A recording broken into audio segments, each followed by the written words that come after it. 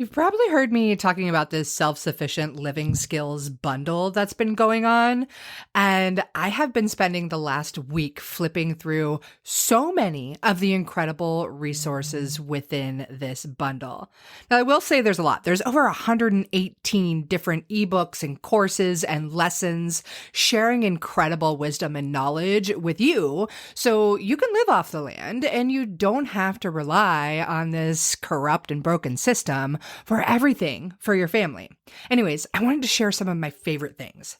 One, first off, is off-grid homeopathy. This course is loaded with so much incredible knowledge, talking about homeopathy for first aid, for colds and flu, how to make your own homeopathic remedies. Like, as an herbalist who loves to teach that stuff, that's pretty exciting to hear it in the homeopathy realm. There's also some incredible fermentation guides, so many other amazing herbal recipes and food recipes, and how to make your own sourdough bread, how to do your own organic gardening and canning of all of your foods. Really, there is so much. And yes, I know. I've talked about it a ton, but this entire bundle is only $50 right now until Sunday, March 24th. I'm sharing my herbal first aid skills, which is a course that's $47 on its own. I'm sharing recipes that I used when I got my products into REI for herbal first aid kits and so much more.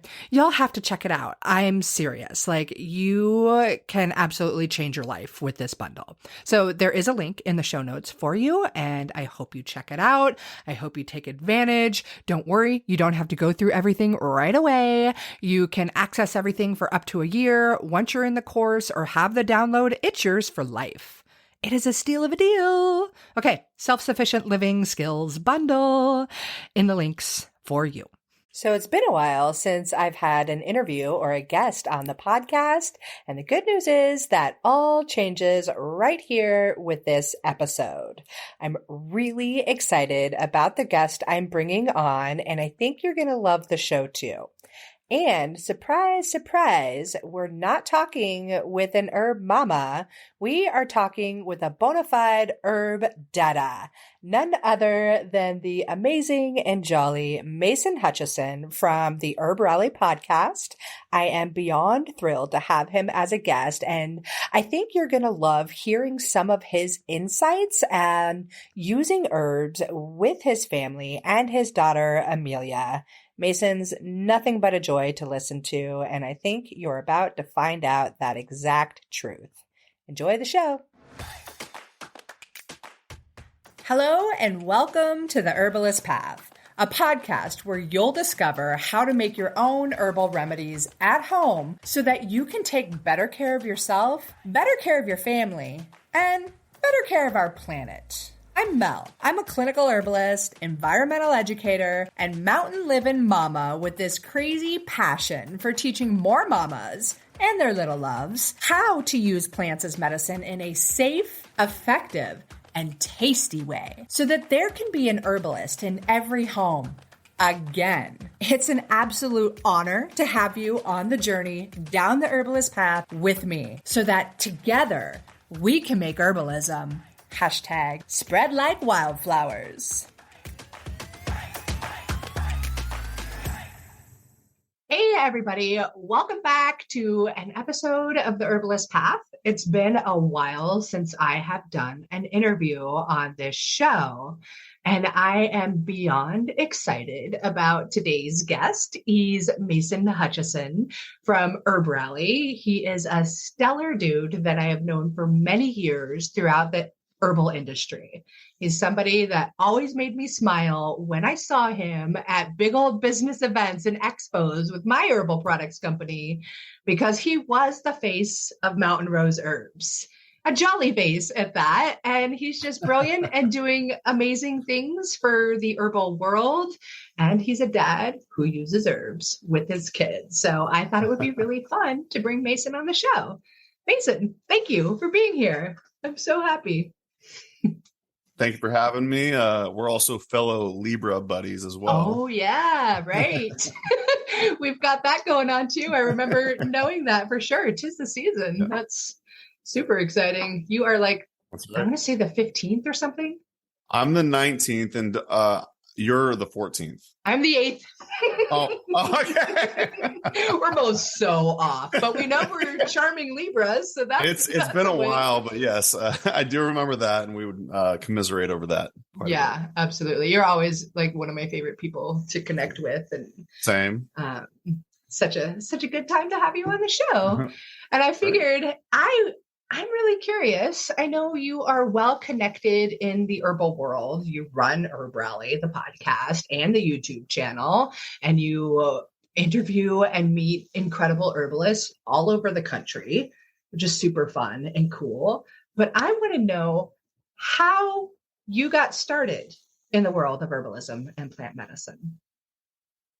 Yeah. So, have I ever told you this story before? No, I don't think I know. have. But I didn't. yeah. I don't. So I was I would actually say, pretty conventional kid. I was really into basketball and pretty mainstream stuff. Yeah, you too. All right, cool. You're a baller. I'm a baller. And it was about when I was 18 when I started slowly. I grew up in Oregon. I slowly started becoming a hippie, and they make those in Oregon. They really do. They make them the best there. And I've always been really into sports and then weightlifting and stuff like that. And then kind of a natural offshoot of that is nutrition. So I was really focused on weightlifting. And also part of my story is I've always been kind of depressed, to be honest. And I learned that what you put in your body is actually beneficial to how your mind feels. So it was just kind of like this perfect storm of weightlifting, sports, and then nutrition. And then slowly but surely, the nutrition kind of went into herbalism. So when I first started learning about herbalism, what really appealed to me was like the adaptogenic and tonic traditional Chinese medicine herbs. So I just devoured that content. And then kind of the rest is history. It's been essentially my life's purpose ever since then. I love that. I love how you got into it with nutrition and like looking at that whole mind-body connection. I think that's something that I find a lot of people are a bit misconstrued in, because they come to me, or probably to you as well, like, what herb do I take for this problem? Because we're taught that in Western medicine, right?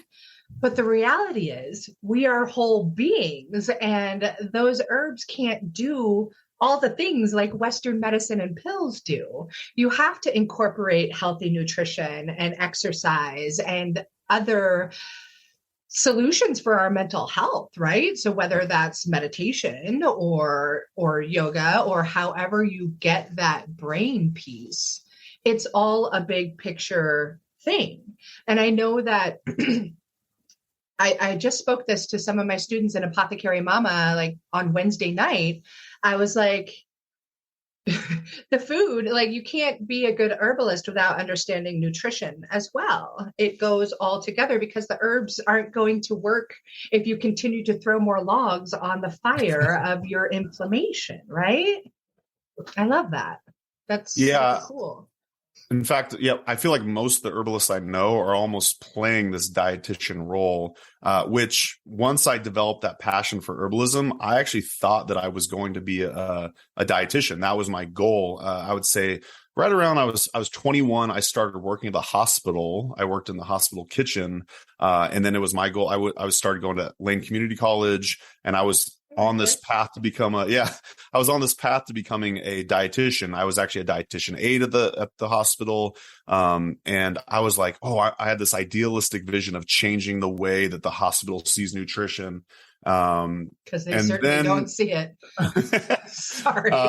Reality hit, but it was actually at the perfect time, because that's right when I really developed a passion for herbalism. I was like, I kind of changed my life's path. That's right when Mountain Rose Herbs moved from Pleasant Hill over to Eugene. and all these other circumstances in my life kind of changed. And I was like, okay, I'm going to go the herbal path. Nice. Yeah. That's really cool. I went to Lane Community College also, and I played a lot of basketball. So that's awesome. Really cool. And I became a hippie. I for sure did that. Yeah, that is really great. I'm so grateful that you did go down that herbal path, and the ways that you share that. Like you were the face of one of the hugest sustainable organic herb supplier out there for so long, and you've made so many incredible connections along the way. Like that, I think that's going to be so joyous. Like your job was to run around from herb conference to herb conference and talk about herbs all day. Like I think I remember a few times where I was like, I want your job, Mason. Like I want to do what you do. So yeah, I guess I made my own in that way, for sure. So, I would love to hear a little bit about what you do with your business now, because you're no longer with Mountain Rose, but you still do partner with them. Yeah. Which is awesome. Yeah. So while I was at Mountain Rose Herbs for maybe 5 or 6 years, in the evenings and the mornings and whatnot, I would build this website called Herb Rally on the side. And it all started out as an events board for the herbal community. So as you know, for Mountain Rose Herbs, I was their events person. And one day I was like, I want to be able to find different herbalism events that we could potentially like go to or sponsor. And lo and behold, I didn't really find anything that existed like that. There were certain websites that would list the major conferences, but what I really wanted to find was something that was listing like the neighborhood plant walks, the little like talks at the library about the herbalism and whatnot. So I didn't find anything. And then for whatever reason, I had this idea. I'm like, I guess I'll just be that person. So yeah, I started this little Squarespace website where we started listing all these herbalism events all over the country. And then it kind of just blossomed from there. We added different elements here and there. We started doing plant monographs, the podcast, and yeah, the rest is history.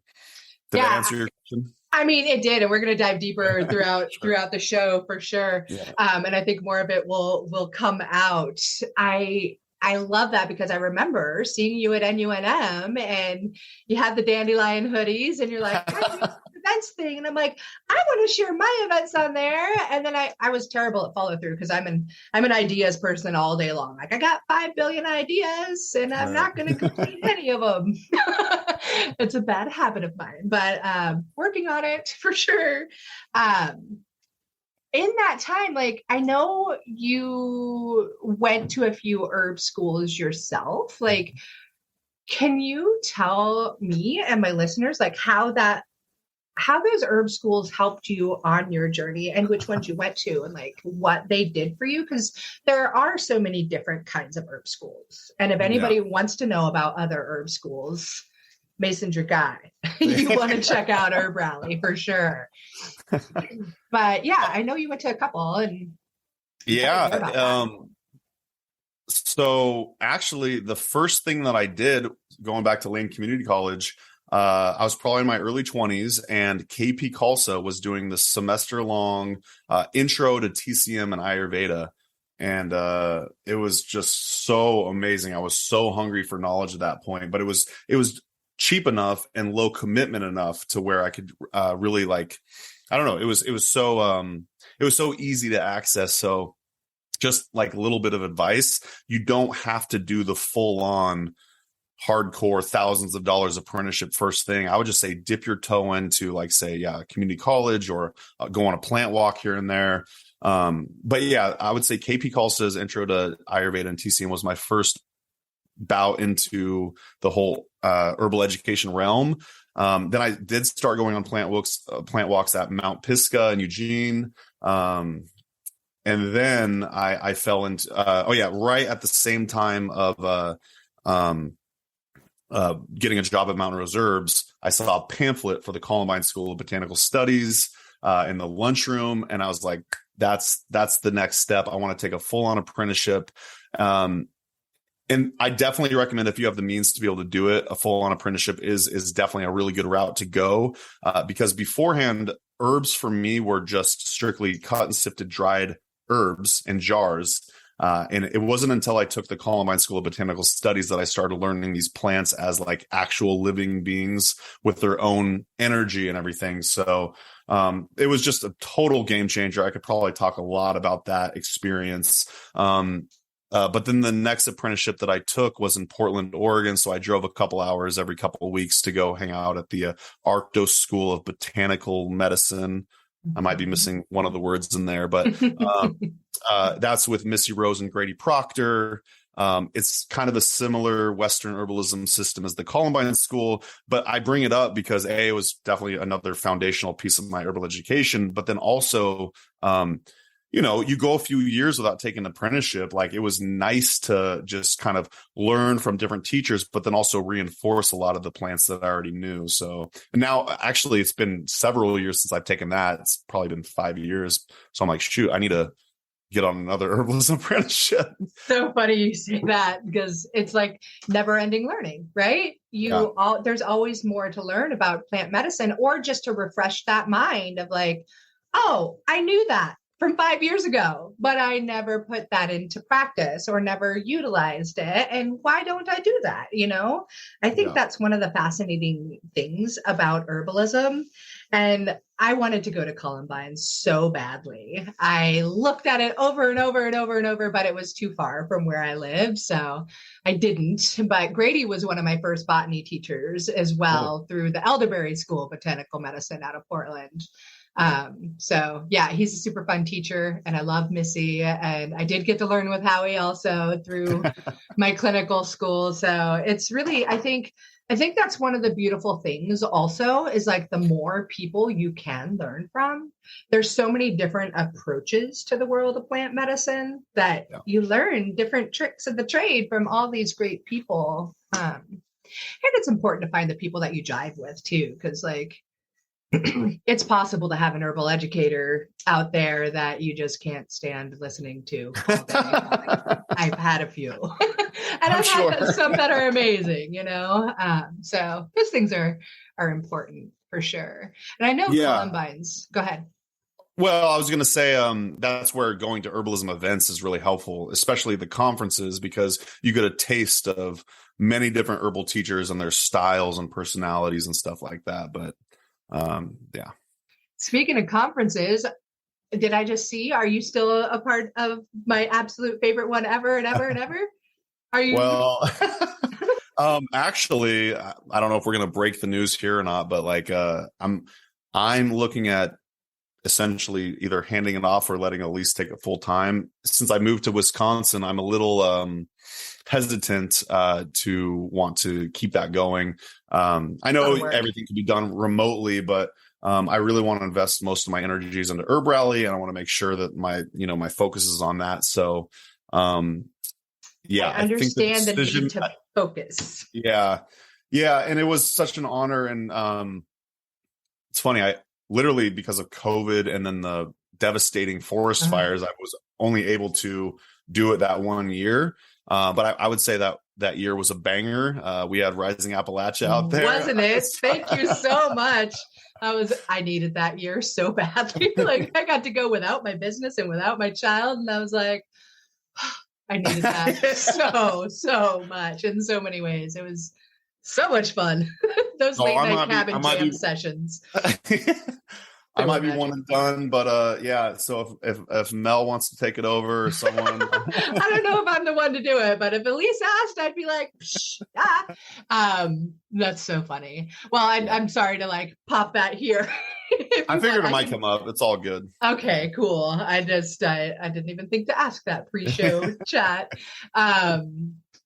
I do want to go back a little bit on the nutrition piece, because I think you have some really amazing lessons on frugal, nutrition. Are you still doing that? And if you are, can you tell us about it?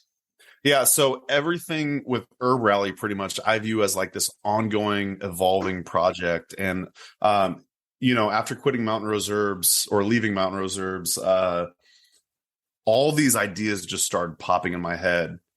Well, actually, come to think about, frugal nutrition has been in my head for years now. And it was another one of the cases of those perfectionism things where I was like, oh, it's got to be this perfection book, paralysis. and it's got to be like this perfect book. Before I release it into the world. And then Amanda and I, we just decided to start. And we started with these 3 modules. Well, let me back up a minute. Frugal nutrition, or we call it the art of frugal nutrition. We call it our ever expanding sliding scale course, where you could register from anywhere from $100 and then increments down all the way to free. So anybody could register for it, because we thought it was kind of hypocritical or whatnot to charge money for a course where we're trying to help people save money on food.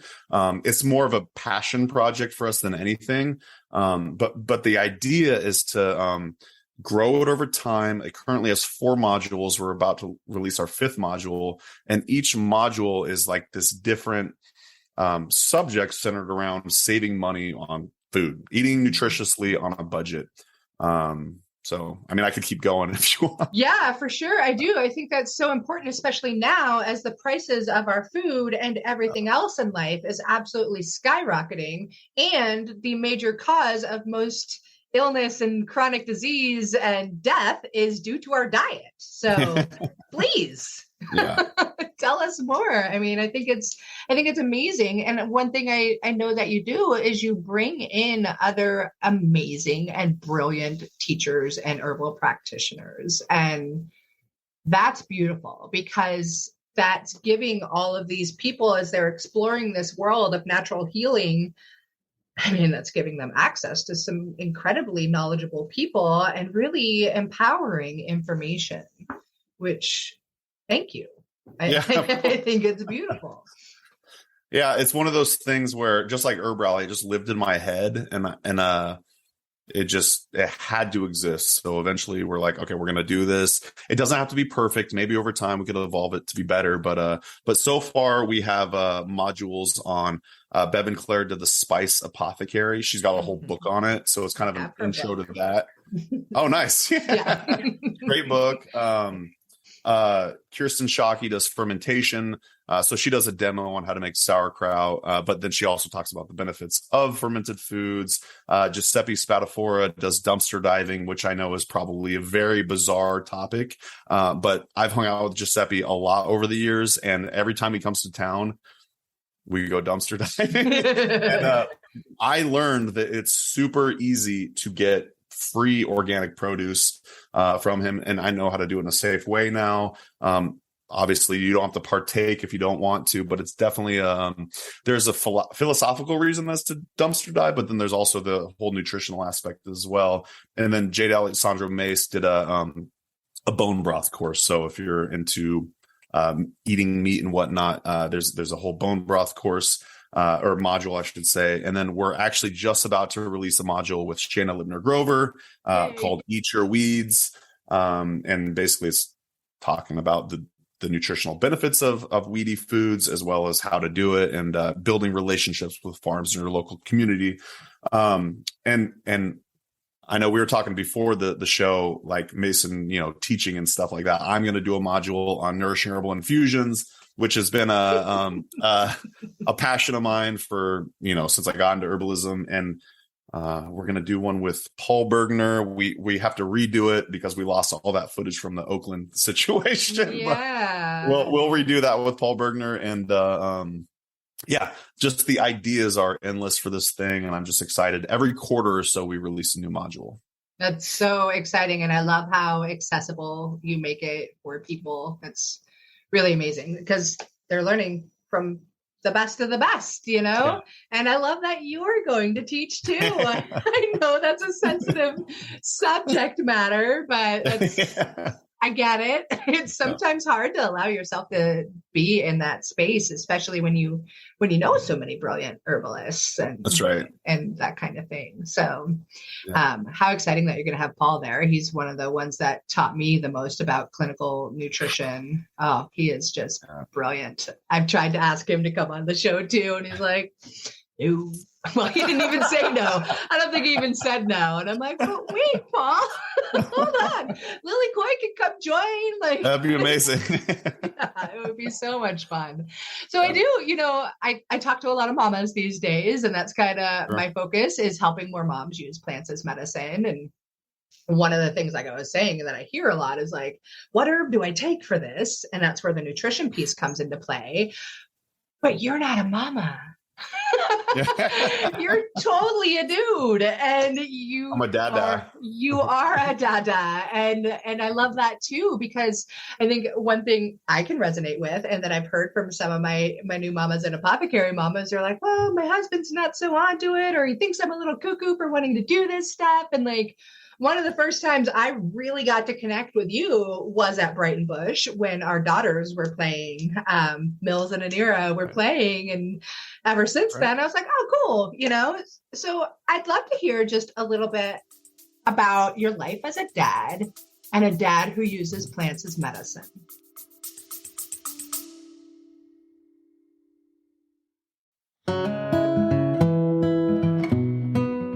Hey, I wanted to take a quick pause to show some love and gratitude to our sponsors of the Herbalist Path podcast, who make this show possible for me and possible for you too. So here it goes. Medicinal mushrooms are all the rage these days, if you didn't know already. And with great reason, because they are powerful medicine that can improve your health and your life in so many different ways when they're well made. Yeah, it's true. There's a lot of stuff on the market that isn't going to be so effective. And that's why you need to find a brand that you can actually trust. For me, that brand is Wholesun Wellness, and this is the creation of a brilliant woman and fellow mama, Jamie Bonfiglio.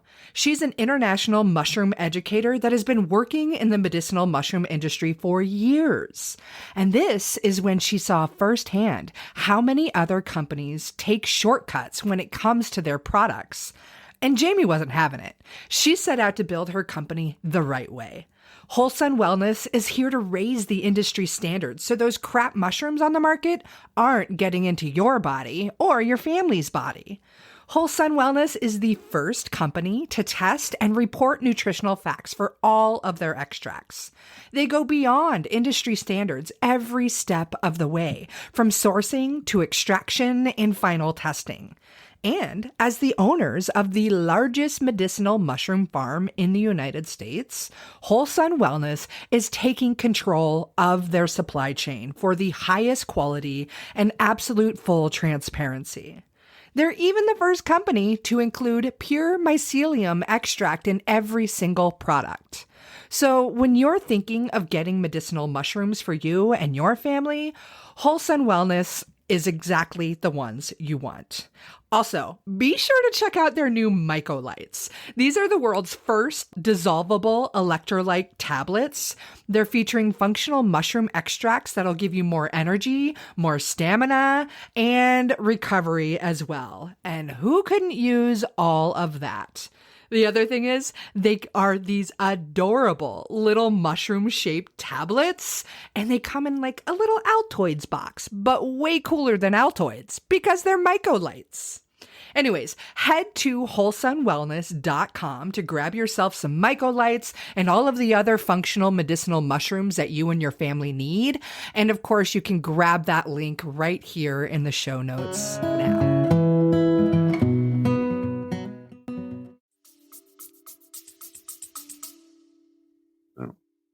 Yeah, I've got a few things to say about this. So it's interesting. I almost feel as if my goal of being an herbal dad is to have Amelia take this lifestyle almost for granted, which is a weird thing to say.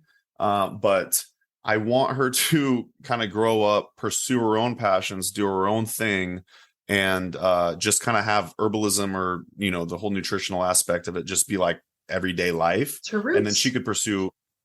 Yeah, exactly. Roots. It's I want to pursue her art or, whatever she's really passionate about. And then just, she uses herbs in the kitchen and whatnot, or herbs for healing and whatnot. So I think I've actually done a pretty good job of that. Amelia, for the audience's reference, she's 11 now. And yeah, so actually just the other day we were making herbal chocolate for this book that's going to be put out by Molly Meehan. It's called the Kids Herbalism book. It's going to be super cool. But yeah, like this is the type of stuff I want to do. I want to like show her herbs in the kitchen and make it fun and whatnot. And yeah, so we made a goji berry pistachio chocolate. And it was super easy, super delicious, and obviously fun and delicious for her as well. But yeah, so yeah, I'd say have Amelia take it for granted. But did you have any input on that before I keep rambling? No, I love it because I like that perspective of like taking it for granted. Like, yeah, I think that my daughter does a little bit, but now she's watching me like teach these classes, and I think she's starting to be like, oh, what my mom's doing is like really something. She's a superhero. Yeah. Yeah. And like she has obviously been immersed in it as well. Like she's got a healing nature about her. That little girl may not know it, but like she is full on healer and nurturer. So it'll be interesting to see how that plays out in her life. And of course, I think like most parents, we want to see them. Well, I guess there's parents that really push their kids to like, nope, you've got to be a doctor. You've got to be a lawyer. Like all that totally junk. Now I'm all about like, what are you into? And so yeah, I love the way you made that as if she like takes it for granted, because it's her roots, it's her life. That's like a given. Duh, who doesn't use herbs? I have a strong suspicion she's not going to be a clinical herbalist someday. It's very possible, but I don't think that's going to be her path. Right. That said, at the same token, she loves to cook, and like being with her in the kitchen is super fun. And maybe she'll go something with that route. But like, I don't think she needs to pursue herbalism for me to be like proud of her or whatever. You know what I mean? So on the other hand, though, I've always been a big advocate of making her try foods that she doesn't particularly find appetizing at the time, even in small amounts. I don't force her to eat full plates of weird stuff, but I ask her to always try bites. So at this point in her life, she has an extremely accepting palate, which is cool. Now we can take her out for various different types of food, and she's all about it. She likes trying new stuff. And the other thing on that note I was going to say is I'm always, earlier I was mentioning herbal infusions. I'm always making herbal infusions, these strong decoctions, and I'll get her like a little, like half glass. I'll be like, take this, it's obviously always like nourishing in nature as opposed to like say medicinal. Yeah, she's always consuming oat straw infusion and whatnot. So yeah, oat straw. That's your jam, huh? That's my jam. Those oats. Tell us why. And if you want to bring Mills into the picture of your love of oats, please do. Yeah. So oat straw in particular, as opposed to say milky oat tops, a strong oat straw infusion is something that it's kind of like, I'd probably say it's my daily tonic of choice. I probably consume it 4 to 5 days a week. Do you think your audience knows how to make it, or should I kind of run through? Please tell them. Okay. So quart mason jar or canning jar, and then you throw it's a mason jar all the way. And I know it's probably blasphemy, but like a lot of people are probably tell you have to measure exactly this amount, but I'm more of like the folk method. So a few tablespoons of dried herb, in this case, oat straw, and then fill it with boiling hot water, stir it in, and then you can throw some sort of cap on there if you want. And I always do this at night, and then I just let it infuse overnight. And then in the morning, I actually use a sprouting screen as opposed to like, I don't know what people will use, cheesecloth or whatever. I just use a sprout screen and I balance it on the wall, and I let it just fill the other mason jar. And then boom, you got your nourishing herbal infusion of oat straw. The reason I like to take it is because I could feel it in my body how nourishing it is. I know that it's full of minerals, vitamins and so on. The other thing that I like about it is I don't find it to be either stimulating or too calming. It's like very neutral for me. It does give me, although I said it's not energizing per se, like say a caffeine, it does give me like this vigor or like this strength feeling. And I could definitely feel it, even though it's kind of a neutral herb, I suppose. Do you have any thoughts on that? I do feel that it's pretty neutral. I have a few people that make it, that say they feel really grounded with that herb. Yes. I love hearing about how it's so nutritive, and my thoughts of that, like why you get that energy is because your body's like, thank you for all that glorious nutrition. Like I need that. This is a crucial piece of it all. So yeah, that's my thoughts on that as I listen to you talk about it. I also love the sprout screen. I think I saw that on one of your YouTubes or something. And I was like, genius. Like that is straight brilliant. Yeah. I never thought of that. And I still haven't ever gotten myself one, but that's just do it. I do, like I've got so many different apparatus tea straining at this moment in life. Yeah. So I know somebody was like sending me, I got this mug as a gift from my brother from a clay artist out of Eugene, because my brother lives in Junction City, actually. And they got me this cool mug many years back for Christmas. And in 2016, I did an Instagram photo of me with the mug and I was all stoked with it. And this woman just like 2 weeks ago was like, oh, I'm so glad to see this picture. And it was the artist. And I'm like, wow, 6 years later. Awesome. I was like, that's one of my favorite mugs. I lost the insert to it. She's like, oh, really? Like, I can send you another. And I'm like, the last thing I need right now is more things to infuse tea with. So, so I declined the offer, but I would definitely love to share with people her work because it was amazing. But the sprout screen thing still, I mean, that's going to be really helpful when you're infusing herbal oils, or if you just don't want the mess of cheesecloth all over the place. And yeah. Nice. Yeah. I love it. It's a little hack that I claim to have made up, but I'm sure a million other people thought about it. But yeah, every morning you'll see like on our kitchen wall, like the 2 mason jars perfectly balanced while the liquid is straining. I'm sure with like, say a cheesecloth or whatever, you could squeeze more of the nutritional goodness out, but I just...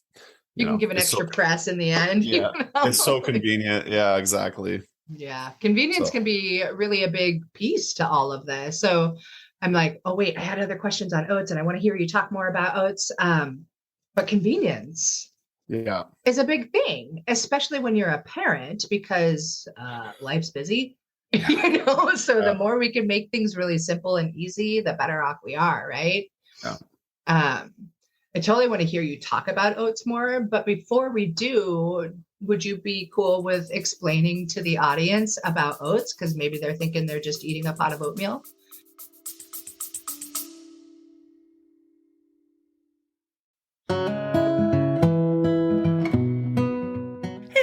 I wanted to take a quick pause to show some love and gratitude to our sponsors of the Herbalist Path podcast, who make this show possible for me and possible for you too.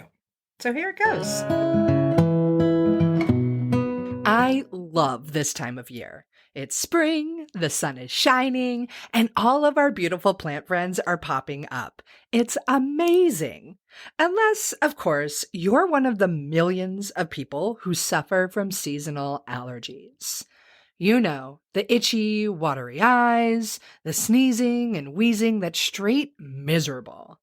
Thankfully, there are some amazing herbs that can help you with all of that. Just like the herbs inside of Kick-Ass Allergy from Wish Garden Herbs, one of my absolute favorite herbal companies out there. Kick-Ass Allergy, yes, I said ask without the K at the end. Anyways, this formula has yerba santa, nettles, echinacea for that immune support, and orange peels, all which come together to help dry up those excessive mucosal secretions. Yep, I'm talking about the sniffles and the stuffy nose, the watery eyes, and all that jazz. This blend also acts as a great expectorant and can help ease the swelling and inflammation in those mucosal tissues. It is a top go-to for seasonal allergies. And get this, they combine all those beautiful herbs with glycerin. So it actually tastes pretty darn good. Or should I say, it tastes kick-ass without the K at the end.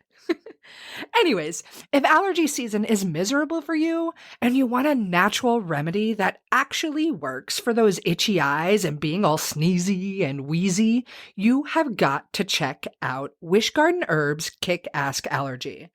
And for those of you with the little kiddos, no sweat, they've got a kick it allergy too. And you pregnant mamas? You don't have to suffer either. They've got a kick-ass allergy formula just for you. So head over to wishgardenherbs.com or check out the link in the show notes and go grab yourself some kick-ass allergy so you can enjoy spring again.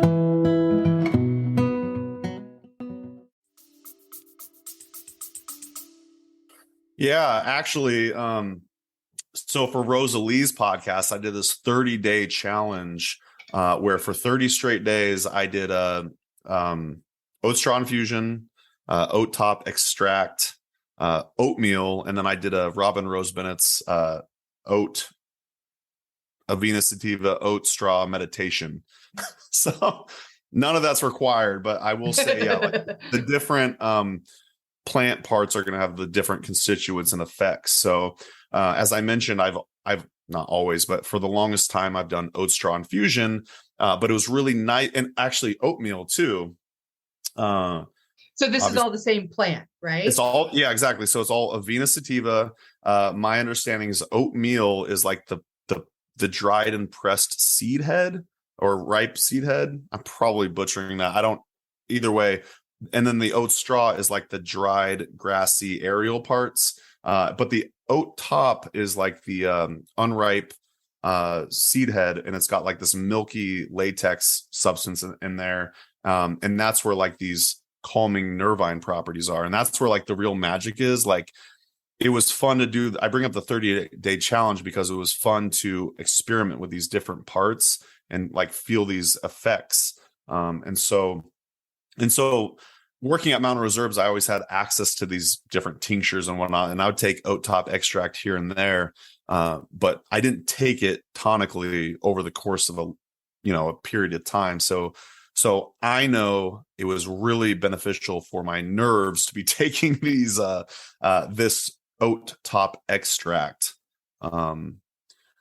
Also, I don't know if everyone resonates with oatmeal, but like I know my body does. I've eaten it since I was a kid, so that was like nothing foreign to me. But you got your different parts, and it was fun to like holistically include all of that into my diet and nervous system. I heard that interview on Rosalie's podcast, and I love that you did that. And I want to just take a moment because I'm teaching a lot of moms that are kind of new to the world of herbalism, which is great. And what I love that you did here was a full 30-day deep dive with one herb. Yeah. And I'd love to hear if you have thoughts or anything on that. I love that idea. And I think it's really important to feel the physiological effects that one plant might have on your body. It's really interesting to go from, say, an oat straw infusion to a nettle infusion. So for me, I keep telling people this. I'm like, if I take nettle infusion too late in the evening, I will have genuine insomnia. Like I won't be able to sleep. I'll be so energized from that. And there's something about that plant that just keeps me up. And it's hard to explain. At this point, maybe it's just I've psyched myself up to think that's true, but no, energetically, it feels genuinely way too stimulating for me. So I think it's important to work with just one plant at a time, just so you could really feel that. Like another one of my favorite nourishing herbal infusions is, say, like raspberry leaf. It's also nutritive, but then it's got like that astringent quality to it as well. Just energetically, it feels different. So I think if you want to start learning about plants, in addition to consuming just that one plant at a time, as opposed to making it in some sort of formula, it's also good to like just read about it, read about that one plant, read about it from different teachers, different, YouTube videos, whatever, and just kind of really get this holistic picture of this one particular plant. And then you'll just really start to get to know it intimately. Mm-hmm. I think that intimate relationship with a plant, like it's a real thing. Like, yeah. I know I have a few plants where I built that intimate relationship, and now I can set that plant aside and not use it for a long time. And I might see just a tincture bottle of it or just it on my shelf in a jar. And I don't know if I'm just crazy, but I can absolutely feel that plant and its energy and effects on my body. And that is amazing. I'm like, is this real? No, I feel this. This is really real. Ashwagandha is one of those for me. Cool. And it's an herb that has been very, very important to me, especially through quite a bit of my business life with my herbal products line. Like, I needed that stuff. Oh man. Yeah, for sure. And I could tell when I didn't take it back in those days, because I would not be able to handle stress as well. Yeah. I'd be like, oh, look at me breaking down crying. Oh, I haven't taken ashwagandha in a few weeks. Maybe I should take some of that. Okay, good. Yeah. So you look like you got that face of I'm going to say something. I also, part of that, I think it's important to like listen to what you're drawn to. And I'm thinking back at my Columbines days. It's really interesting to think about the plants that I was drawn to versus like, Howie or Steven would ask about this or that plant. I'm like, I can't remember anything about that plant, but certain plants just really drew me in. And I don't know, I don't have an explanation for it, but for whatever reason, we're all drawn to these particular plants. So yeah, it's one thing to like go in depth on one particular plant at a time, but I also think it's a good idea to really just listen to what's drawing you in and then to go deep on those plants. Absolutely. That's what reminded me about the ashwagandha. Yeah. If you listen, they will teach you. Yeah. Yeah. It's so true. Like, yeah, that's a great perspective, because they do call you in interesting ways. And I think the first time I personally ever experienced that was after my first Brighton Bush Herbal Conference. I went on an herb walk with Cascade, and I went on an herb walk with Jane Bothwell. And I think it was Jane actually who was like, the herbs and the plants will talk to you when you need them. I'm like, sure, okay, hippie, whatever. It was my first herb conference. I didn't really know anybody or anything there. And I had been like studying and taking books, and I did an online course and whatever. And I just kind of went on a whim, and I'm so grateful I did, because it was at that moment that I was like, boom, these are my people. This is what I'm doing. This is my life. And I dove really deep. Right. But anyways, like right after that, I had bronchitis for my first time ever. And it was November after that conference. And I was stuck inside for like 3 weeks. And I'm an outdoors girl. Like, I cannot hang without going to hug a tree. And I remember just going nuts. And I'm like, Chris, I gotta get out of the house. And I was like, I'm going to go for a walk on Salmon River, the same place I was today. And it's like one of my favorite places on the planet. And I couldn't walk for crap. Like, I would walk 10 steps and I would just hack my lungs out, and I couldn't breathe. And like, I was still really sick. And every time I would stop, I would look down at my feet, and there would be lungwort, which I had just learned about also at Brighton Bush. And I'm like, oh, hack, hack, hack, cough, cough, cough. I'm going to try walking more. La-di-da-di-da. 10 more steps, doing the same thing. Oh, look, there's lungwort at my feet. Okay. I don't know. I must have done this like 10 times before I was like, maybe this stuff is talking to me. Like, maybe I should take this home. And I took a little bit home, and that was my first time trying lungwort, and I made a little tea of it. And it was my first time I could take a full breath in over 3 weeks. And I mean, wow. If that wasn't talking to me, I don't know what was. It's just so cool the way that kind of stuff happens. And if you open up your mind and your soul to listen, it's powerful. I love that.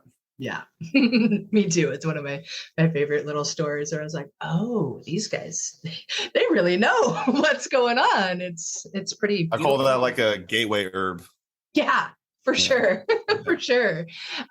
You were going to say something also on the oat top or oats in general and milts. I'm going to draw you back to that.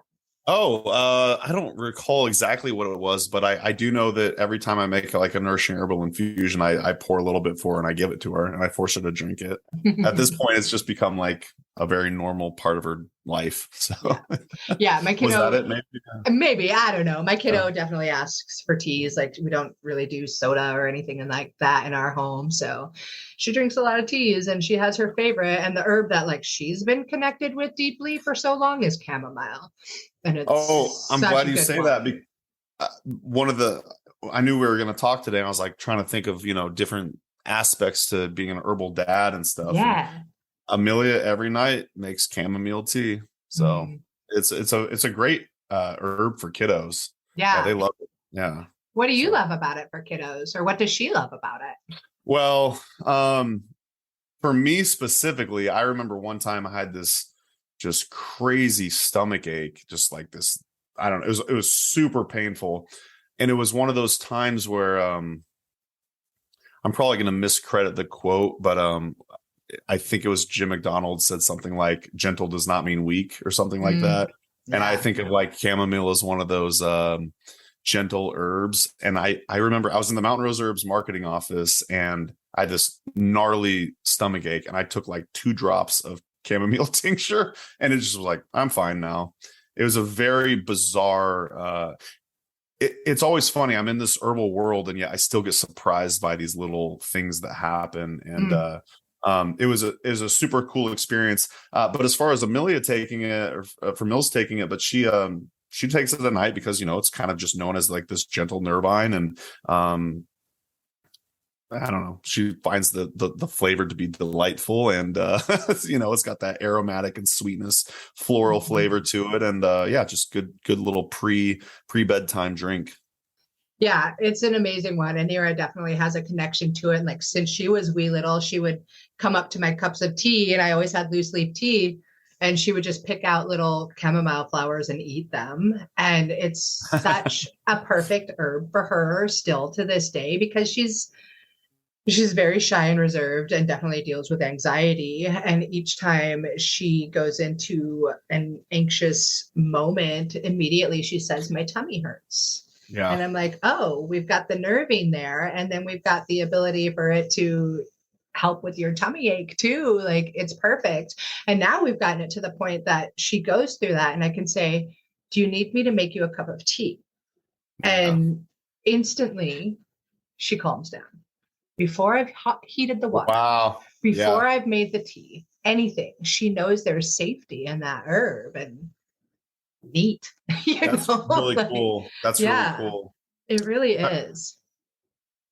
That reminds me of like when I just think of a spicy food, my mouth immediately starts to salivate. She's already knows it's coming, so she just gets calm immediately. Amelia also loves this tea from Mountain Rose Herbs called Berry Bramble. Have you had that one? Mm-mm. Oh, so good. But yeah, so she'll drink like the Berry Bramble during the day, and then at night she'll have the chamomile tea. I love it. That's so cute. They're such lucky kids. Yeah. They get immersed in this. I didn't have that as a kid. Like I'm the black sheep of my family, and I'm the one. My family's a bunch of hippies, but they were never herbal hippies. They were a whole different ballgame of hippies. So they didn't know about this stuff. And I'm the one that teaches them all that kind of stuff. So it's much like Amelia, like me wanting her to take this herbal lifestyle for granted. I also like another one of my mantras is I just want to be jealous of Amelia's childhood. Like, you know what I mean? Like, I think that's what most of us as parents want. Like 100%. Mine will complain about it. And I'm like, kid, you live on a beautiful mountain river and you get to walk your dogs down your own private trail every single day. And like, sure, I always want to do better as a parent. And I think we put that pressure on ourselves, but also like, where's the gratitude in what we do have? I think that's a really important piece of it all. It's easy to forget though, because this parenting stuff ain't easy, Isn't? Yeah. I don't think so. I don't think it is. If you do, please tell me more of your secrets, Mason, please. Every day is a new learning lesson. Yeah. in life all around. That's There right. was something that I've got like this question that was from something you were saying, and now I've lost it. I don't know what to do. It was about these herbs, and I'm just gonna have to skip to a different thing until it comes You'll around. remember it later. I know, after our call. Like, Yeah, oh, exactly. Mason's in bed. I better text him. What's the answer? Yeah. So in all of your time, like sharing all these herbal events, going to herbal events with the best teachers, recording all of these conferences, I'm about to ask you a next to impossible question. Who is one of the most impactful teachers for you in the world of plant medicine? And maybe you already answered this. And why? I have to go with Howie Brownstein. I call him like my OG mentor. I would say Steven Yeager too, but he's too I don't know. We hang out too much. Yeah, I was like, you guys are like homies.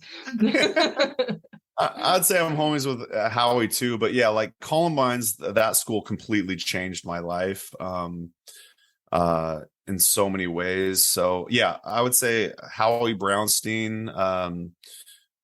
Just again, like sheerly because he introduced me to the whole idea of botany. Botany, like looking at tiny little flowers through loops, ends up becoming like this really crazy experience that I never thought I would have with herbalism, and then I got to go with Rosemary Gladstar as well. Just she's an OG and she's taught me so much, and I've had the fortune of taking classes with her in person. But she has just this way of making a lot of this complex herbal knowledge, super simple. She makes it fun, and then she's just like obviously this delight to be around. So I never really thought about it in that way, but yeah, I would say Rosemary's been the most one of the most impactful, along with Howie. Yeah.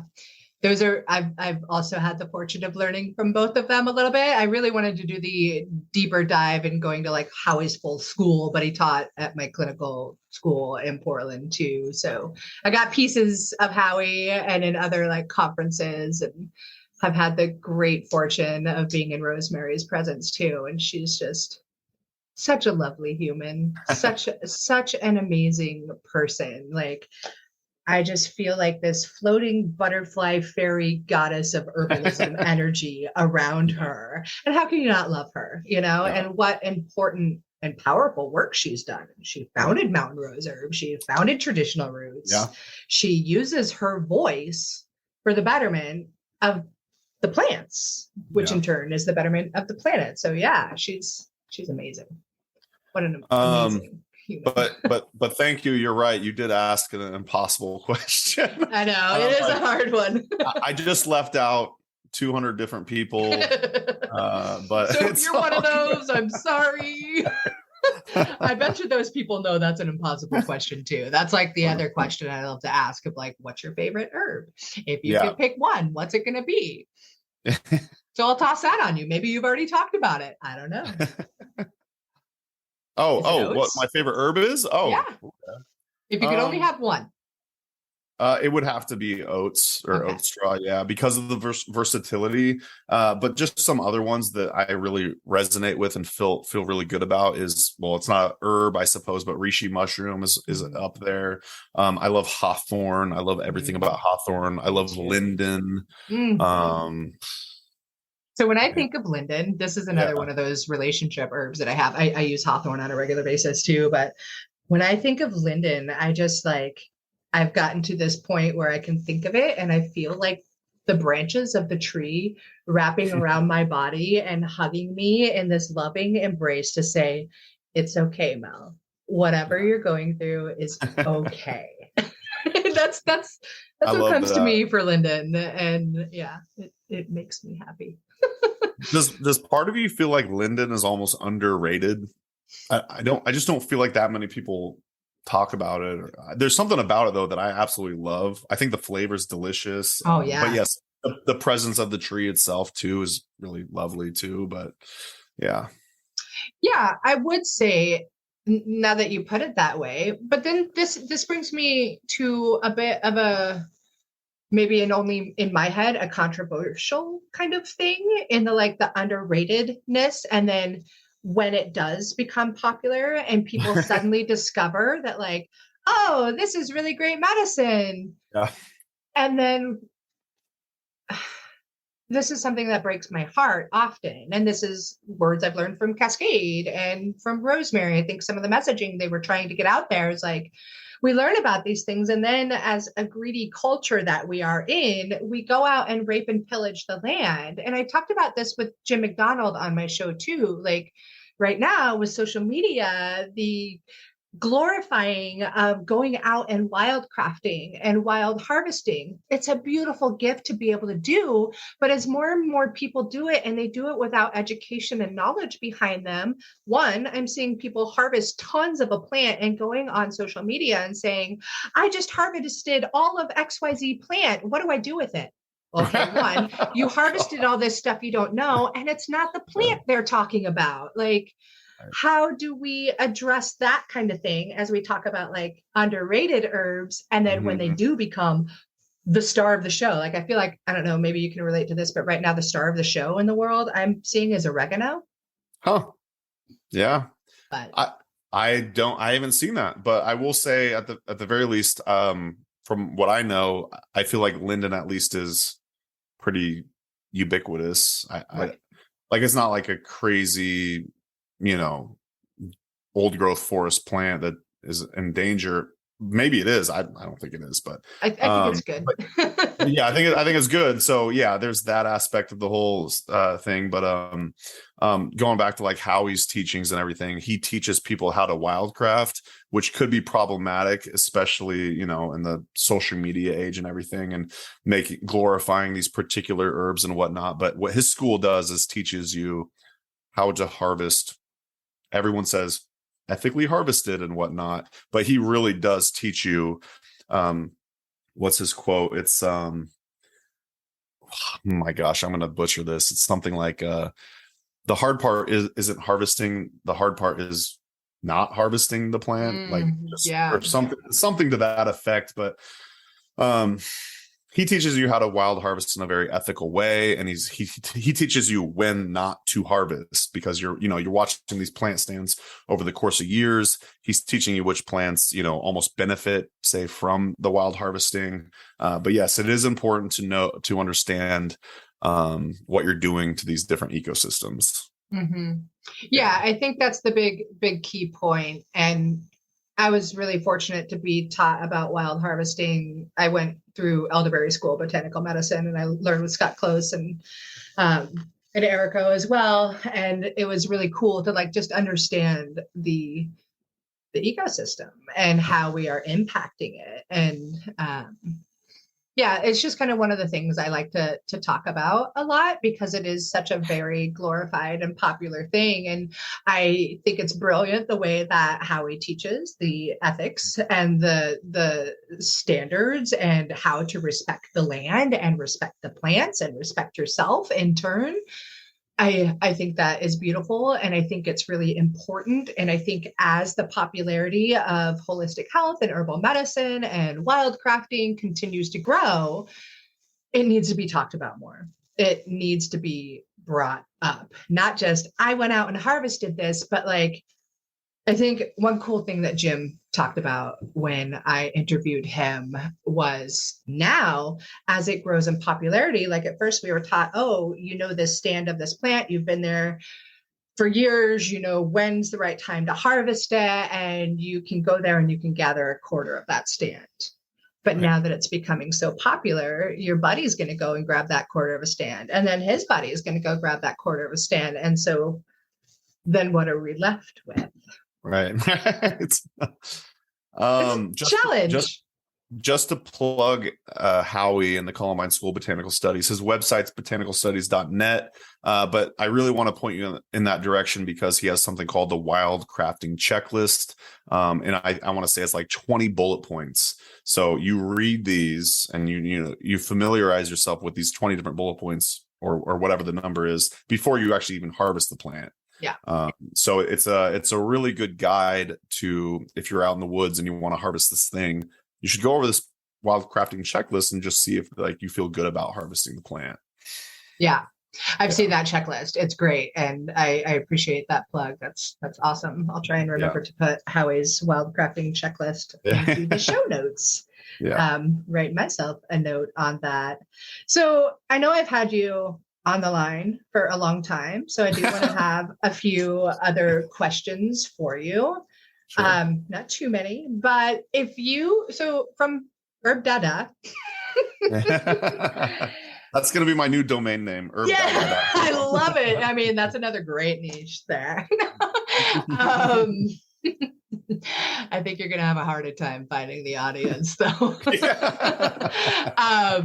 So from your really well experience, what can you give us, like, just a few herbs that you think are essential to have in a home to take care of your kiddos with? Oof. God, I'm going to sound like a broken record, but I genuinely think like the nourishing herbal infusions are going to be the way to go.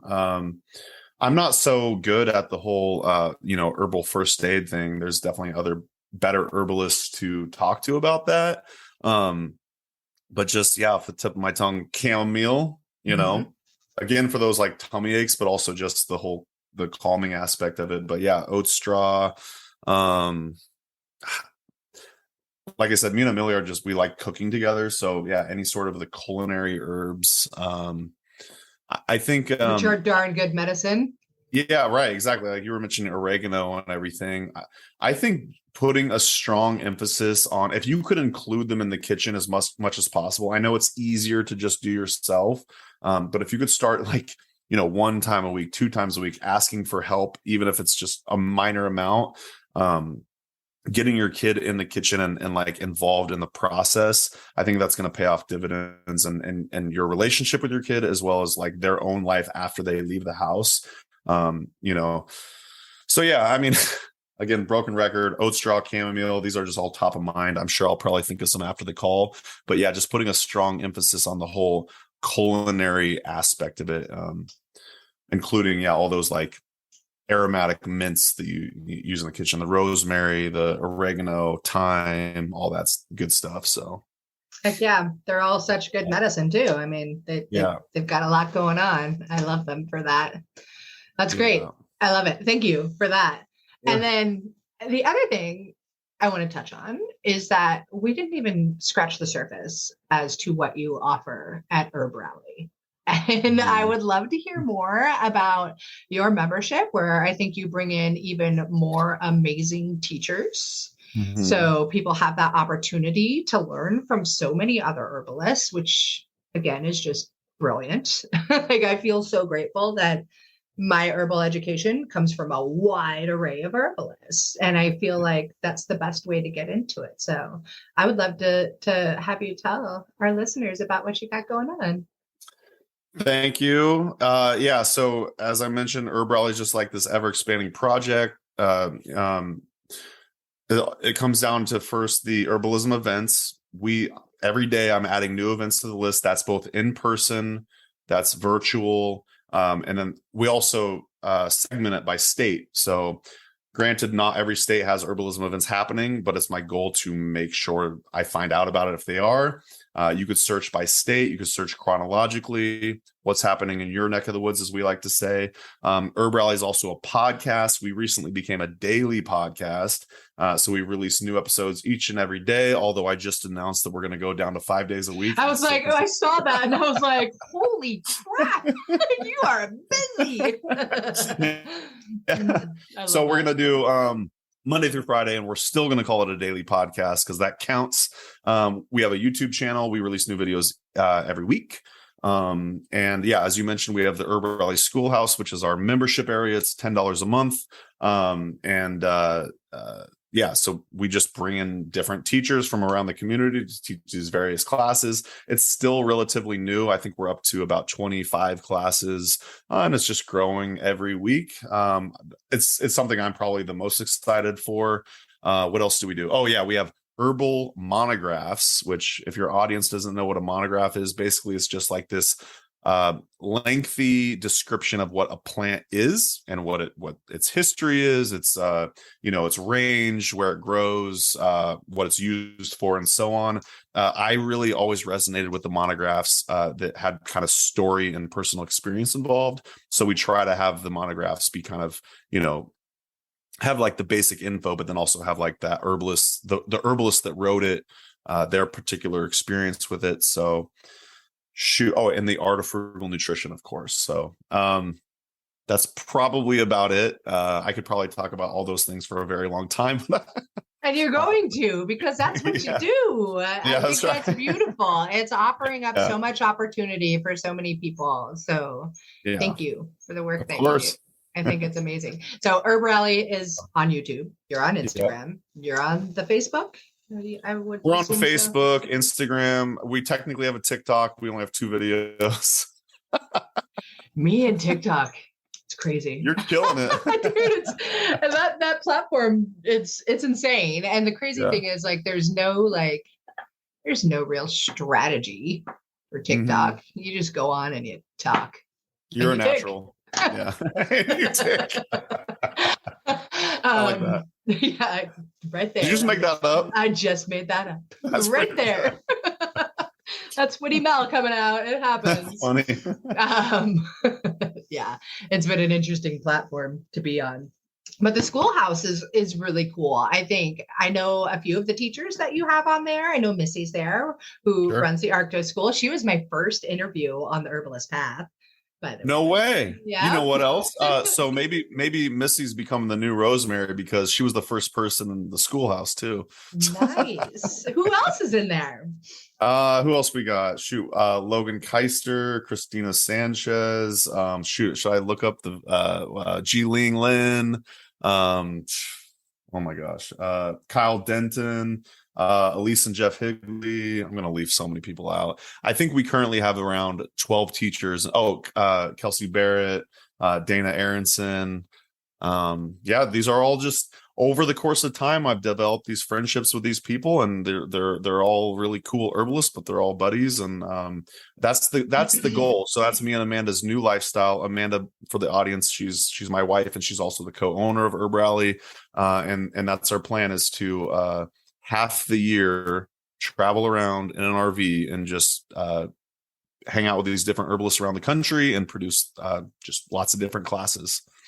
I love that so much. And I have to just give a big shout out to Amanda, your wife. I've never met her yet, I don't think. Soon.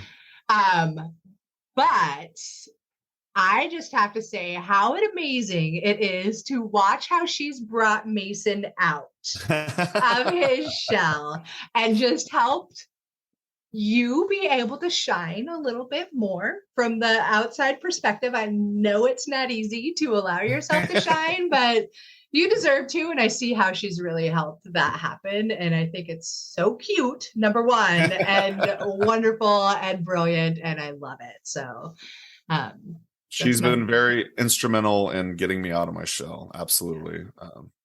It's she's crazy. Like, hey, you got so much to offer. I'm going to help you offer it. Yeah, I was going to say, it's crazy what an onslaught of compliments and everything can do for one's confidence, Yeah, it is. It's bonkers. I'm so excited that that's happened. And I'm so excited about what you're doing at Herb Rally, what you're doing with Schoolhouse, what you're doing with the art of frugal nutrition, and what you're doing for the entire world of herbalism and plant medicine. Thank you, Mel. Yeah, thank you. What a great resource, especially for my listeners. A lot of them want to go on plant walks. They want to know their neighborhood herbs, and they should, right? Yeah.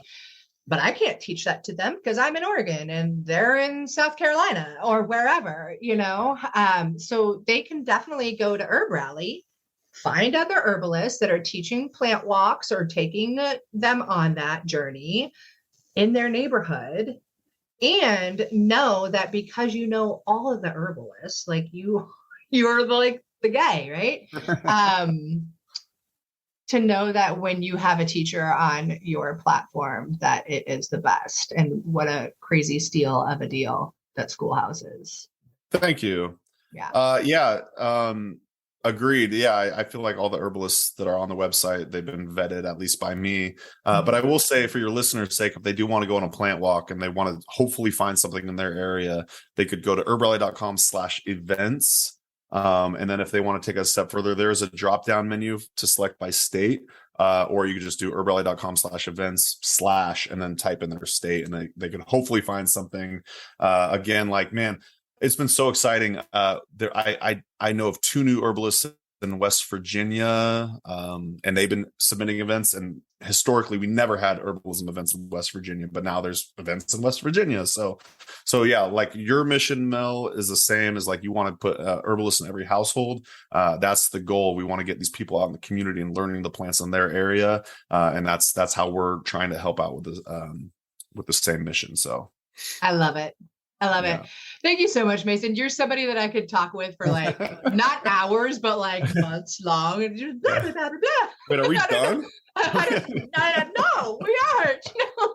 I'm like, I bet your wife's like, can you come eat dinner or something? And my family's like, I made the banana bread. We have to go to this party. But yeah, you're always somebody that I'm always so excited to see and to chat with. But usually it's at events and you're so busy, or I'm so busy, or we're both so busy. And I'm like, hey dude, you're fine and cool. I should talk to you sometime. Or it's at a concert. And that was good. To finally like get Chris to meet you, because for years I've been like, you gotta meet Mason. You're really gonna like him. Like, that was cool. Yeah, and then he was like, I do like him. And now he's moving to Wisconsin. Like 3 days later or something. Yeah. So it's super funny. But we got ties in Wisconsin too. So that's right. Yeah. Awesome. Mason, cool. Thank you so much. I will definitely be sure to link to herbrally.com/events, and then they can take themselves to their own states. That's right. Thanks for having me, Mel. Thank you. Have a beautiful evening. You too. Bye. Thank you so much for tuning into another episode of The Herbalist Path. Being on this journey with you is absolutely incredible. If you dig this episode, please leave me a review on your favorite podcast player and share it with your friends so that together we can make herbalism #spread like wildflowers. On another note, I must mention that while I know you're getting some good info here, it's important to remember that this podcast is purely for entertainment and educational purposes and is not intended to be a substitute for medical treatment. While the information in this podcast is absolutely relevant, herbs work differently for each person and each condition. That's why I recommend you work with a qualified practitioner, whether that be another herbalist, a naturopath, or your doctor. So thank you again. I am truly honored that you're tuning into these episodes and on the path with me to make sure that there's an herbalist in every home again. Don't forget to share this episode with your friends so that we can make herbalism #spread like wildflowers.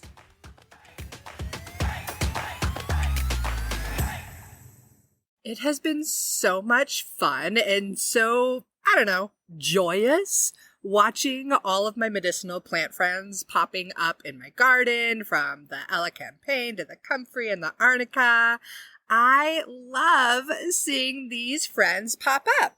And if you are still trying to decide what to grow in your medicinal herb garden, you've got to grab my guide. It's all about the most essential herbs that every mom should know and should grow. So I teach you how to grow them and the many different ways that you can use them. If you want to grab the guide, go ahead. It's free, and I'm pretty sure you're going to get a lot of delight and use out of it.